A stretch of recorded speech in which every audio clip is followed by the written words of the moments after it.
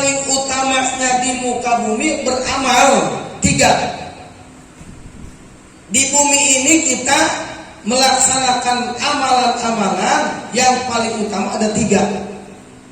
Ada 3 yang kita laksanakan di bumi ini, di tanah ini, yang kita injak, yang kita tiduri, yang kita suka lewat-lewatin di bumi ini nih, di bumi kita adalah perbuatan kita yang paling utama hanya 3.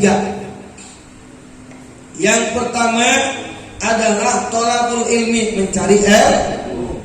Maka kita cari ilmu supaya kita tahu tentang masalah agama, tentang masalah hukum-hukum yang dibawa oleh Allah dan Rasulnya, supaya paham.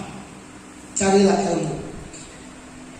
Yang keduanya wal jihad, jatuh perang.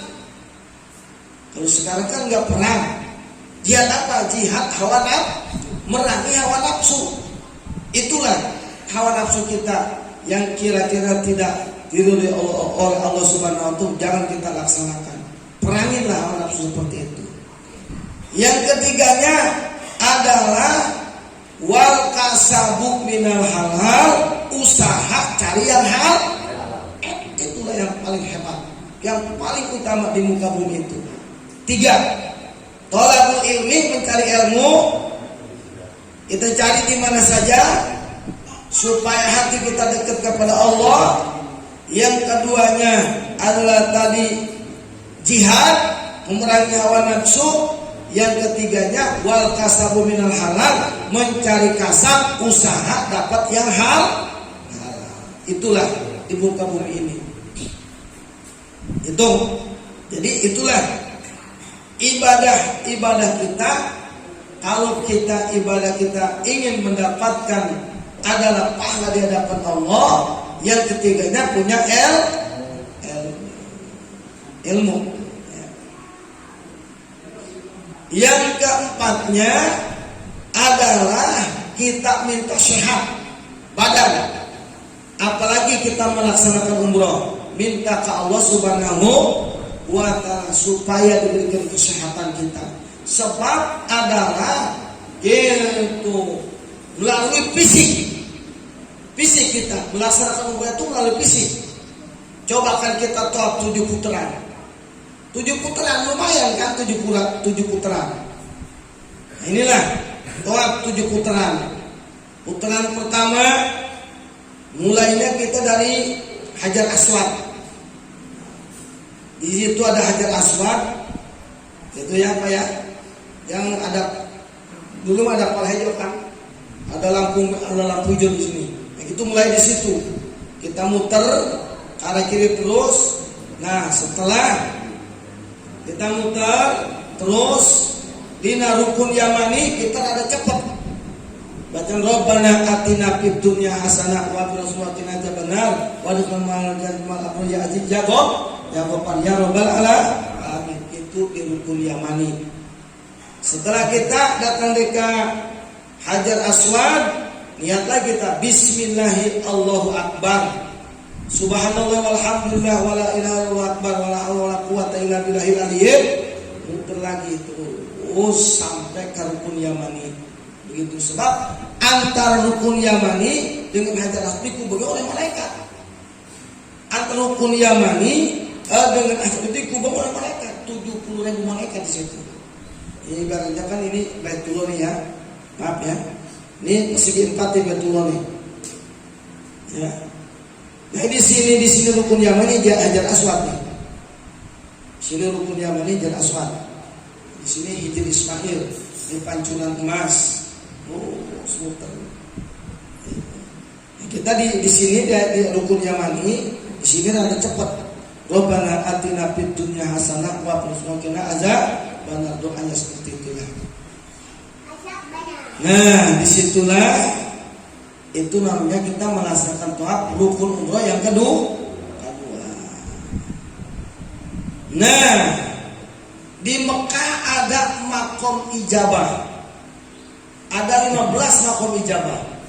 Disitulah kita mendoa, minta kepada Allah Subhanahu wa ta'ala makom ijabah, tempat ijabah di mana kita mohon kepada Allah Subhanahu wa taala, diijabah oleh Allah Subhanahu wa taala. Di antaranya jauhul Ka'bah, di dalam Ka'bah juga bisa dalam Ka'bah. Itu makom ijabah. Di antara lagi di mana? Di multazam. Multazam itu adalah, nah ini di pintu Ka'bah. Itu kan Pak ya. Di sini upanya ini rukun Yamani, Tulihil ini Hajar Aswad, dan di sinilah multajam nih. Itu mohon kepada Allah Subhanahu wa taala, minta doa. Itu di antara makom ijabah. Terus kita ke sini lagi, ini makom Ibrahim di sini. Sini makom Ibrahim, minta ke Allah Subhanahu wa taala, minta doa, minta ngadoa apa sajalah. Kalau kita bisa, tinggal tergantung bahasa kitanya lah. Kalau bahasa Arab nggak bisa, udah bahasa kita aja. Bahasa Indonesia nggak apa-apa. Yang bisa bahasa Jawa, yang bisa baca Aceh, bahasa Aceh, tinggal minta dengan bahasa apa saja. Disinilah makom Ibrahim, namanya makom ijabah. Lalu kita kasih lagi, disitulah ayat Hijr Ismail. Di situ makom ijabah Ismail lagi tuh, makom ijabah. Di sini, kan di pagar itu ya Pak ya. Sini nih, apa namanya? Hijr Ismail. Cuma hati-hati di sini nih. Karena orang ini waduh banyak yang bukan yang main.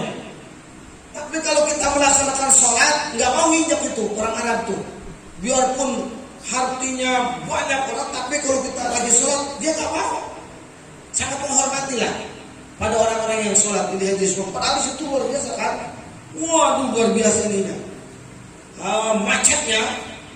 Tapi kalau kita sholat dia sangat menghormati. Malah dia berhenti begini aja liatin. Setelah selesai baru. Jadi nggak ada lah. Sangat menghormati itu orang-orang di sini di Hijr Ismail. Termasuk makom ijabah. Kalau bisa kita nulis di situ di tembok Ka'bah. Itu innalladzi farada 'alaikumul qur'ana raduka ila ma'ad. Wallahu biwali muhit bahwa Qur'anul Majid fil lauhil mahfuz. Di situ kita tulis.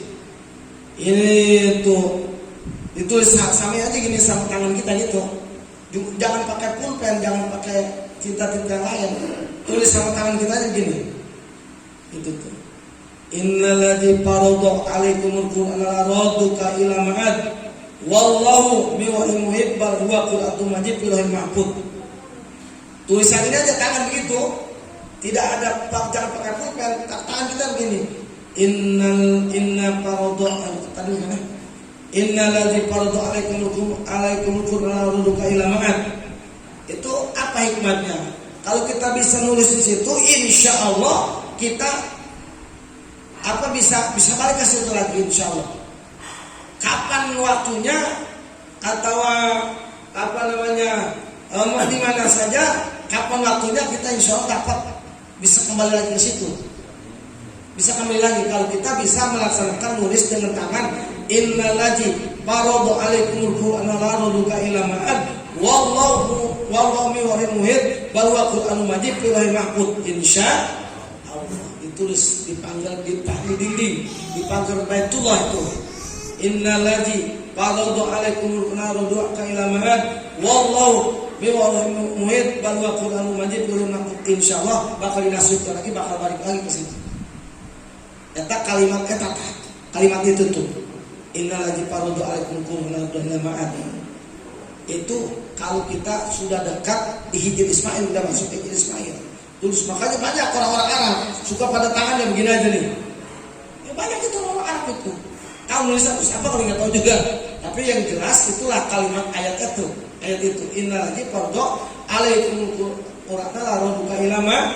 Wallahu biwali muhit bahwa Qur'anul Majid fil lauhil mahfuz. Itu termasuk makom ijabah, ada di antara Hijr Ismail. Di mana lagi makom ijabah di antara pancuran emas hijab. Di sini Hijr Ismail, silakan pancuran emasnya ke atas kan. Sini ada pancuran emas. Di situ kita mendoakan ke Allah Subhanahu wa taala. Di antara lagi makom ijabah rukun Yamani di sini nih. Itu termasuk makom ijabah. Ada jumlahnya 15 tepat. di Mekah itu. Maqam ijabah, minta ke Allah Subhanahu wa taala. Yang waktu pertama kita minta ke Allah Subhanahu wa taala, ingin ada diselamatkan oleh Allah Subhanahu wa taala di dunia dan di akhirat, dan minta diberikan keberkahan hidup kita. Gak minta apa-apa, udah minta itu aja. Minta barokah hidup gitu kita, mati kita, hidup kita, minta diberkahkan oleh Allah Subhanahu wa taala. Itulah di antara maqam ijabah di Mekah. Itu setelah kita melaksanakan tawaf 7 putaran termasuk rukun nih, rukun termasuknya. Setelah kita melaksanakan tawaf 7 putaran, biasa setelah kita selesai putaran pertama, nanti di pelebah di sini pas lampu hijau, niat lagi di situ. Bismillahirrahmanirrahim. Allahu akbar, subhanallah, alhamdulillah, wala ilaha illallah akbar.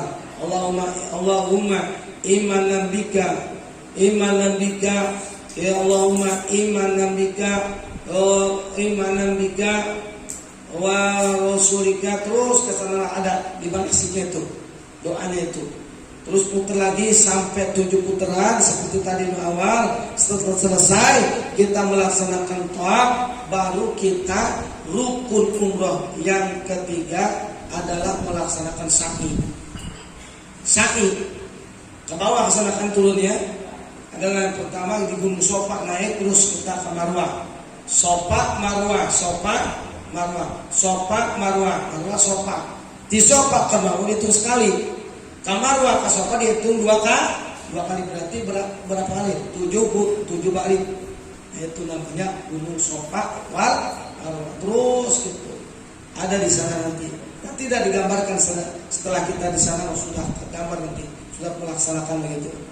Itu setelah kita melaksanakan tawaf sudah, kemudian sa'i sudah, kemudian yang keempat adalah tahallul. Tahallul cukur rambut kan ya? Cukur rambut, gunting rambut. Itu mau digunting jadi, ya, mau dicabut jadi tahallul itu. Mau dibakar jadi, boleh. Namanya tahallul. Kalau kita mau cukur rambut, tahallul yang nyukur sama kita, itu orang yang sudah tahallul. Yang belum jangan. Misalkan kita bareng nih sama istri, karena kita masing-masing itu. Sama-sama. Berarti kan istri kita belum tahallul, kita belum tahallul. Kita minta dicukur sama yang sudah tahallul. Sana banyak orang-orang Arab gitu, atau orang-orang kita jamaah kita yang sudah melaksanakan tahallul, tolong cukur saya. Itu namanya gunting lah gitu. Memang yang utamanya mah tahallul itu adalah cukur, botakin. Itu yang paling utama tahallul itu. Padahal boleh digunting juga gitu. Ini sudah dari tahallul. Yang paling utama dibotakkan. Kan di situ banyak orang-orang Arab itu yang kulit cukur itu bayar sekian bayar gitu. Dia pakai rambut itu ada di situ. Nah, situlah tahallul. Kalimatnya tertib kalimatnya. Selesailah melaksanakan umrah. Selesai itu. Rukun umrah termasuk rukun itu. Kalau wajib umrah 2. 1, pakai pakaian ihram dan niat itu, terus ngambil mikot. Hukumnya wajib mikot. Tadi dia mikot itu di Bir Ali, Masjid Bir Ali di situ. Itu wajib hukumnya 2. Yang keduanya adalah kita itu disebutnya setelah kita ngambil mikot, yang keduanya kita melaksanakan apa-apa yang dilarang setelah melaksanakan nggak boleh. Kalau sudah kita pakai niat ambil mikot, sudah pakai ihram, itu ada pelarangan ihram. Ada 10 pelarangan ihram. nggak boleh pakai kopiah begini, nggak boleh pakai kopiah, pakai baju kayak begini nggak boleh. Kalau kita ngambil mikot, nggak boleh. Pakai celana pun nggak boleh. Laki-laki, tapi kalau wanita perempuan enggak. Makanya kan pakai pakaian ihram itu kudu bisa, karena kita tawafan lari, muter. Terus kita sa'i, sofa marwah, juga kita kan jalan terus. Bahkan di tengah-tengah kita disunahkan ngencer, lari kecil gitu. Makanya kalau kita pakai pakaian ihram yang nggak kencang, takut merosot. Merosot nggak pakai celana laki-laki. Wah, nanti kelihatan gubal-gabel nanti. Makanya itulah di situ pakai pakaiannya kudu bisa, kudu kencang, udah bisa pakai ihramnya udah, udah bisa pakai ihramnya. Harus benar-benar itu. Banyak kadang-kadang kecapean. Habis tawaf, sa'i kan lumayan tuh capek. Pakai pakaian ihramnya sembarangan pakai celana enggak. Akhirnya dia kecapean, istirahat, nyender gitu, merosot ininya, atau kelihatan. Waduh, itu banyak itu yang begitu, karena kecapean. Lumayan kan melaksanakan ibadah umroh itu. Waduh, tadi dia bilangin fisiknya kalau kurang kuat, aduh luar biasa. Bener iman, ya Pak ya. Udah bener tenaga ini, cuman kita kalau emang kita Mekah, Madinah Mekah itu, ya kalau kita yakin kepada Allah, kadang-kadang yang tua dikasih gagah, yang muda lemes. Itulah perbedaannya itu. Iya. Cuman kita kudu benar-benar yakin minta ke Allah Subhanahu wa Ta'ala. Makanya jangan sekali-kali ucapan kita itu ucapan sombong. Ini bahaya. Sebab zaman kita dulu Pak ya, ada seorang ustadz lah di situ. Ustaz, begitu diajak, yuk kita ke Masjidil Haram.